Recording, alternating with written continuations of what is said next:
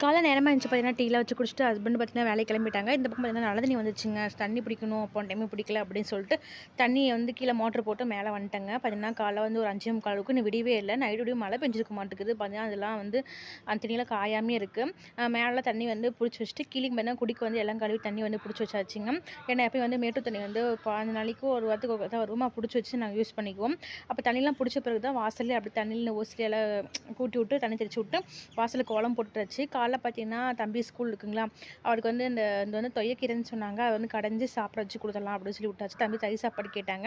சரி கீரை சாப்பிட்டு தயிர் சாப்பாடு ஸ்கூலுக்கு போட்டு குடுத்துடலாம் அப்படின்னு சொல்லிட்டு சாப்பாடு அந்த பக்கம் வந்துட்டுருக்கு. இந்த கீரைய ஒரு பக்கம் வந்து உழ வச்சு, நம்ம கீரைய வந்து கடைச்சிட்டோம்னா காலைல சாப்பாடு ரெடி ஆயிரும். காலைல பார்த்தீங்கன்னா, நாங்கலாம் வந்து நானும், அத்தை, மாவும் 3 பேரும் சாப்பிட்டோம். சாப்பிட்ட வந்து வீட்டுக்கு வந்து கெஸ்ட்டு வரேன்னு சொன்னாங்களா, அவங்களுக்கு வந்து மட்டன் கிரேவி, சாப்பாடு, ரசம் செய்யலாம் அப்படின்னு சொல்லி செஞ்சுட்ருக்கோம். மட்டன் கிரேவில பார்த்தீங்கன்னா, கருவேப்பில வந்து போட்டு செஞ்சிருந்தாங்க. செம்ம டேஸ்ட்டா இருந்துச்சுங்க. இன்னைக்கு மார்னிங் ரொட்டீன் எங்க வீட்ல இப்படி தான் போச்சு. ஓகே ஃப்ரெண்ட்ஸ், பாய்.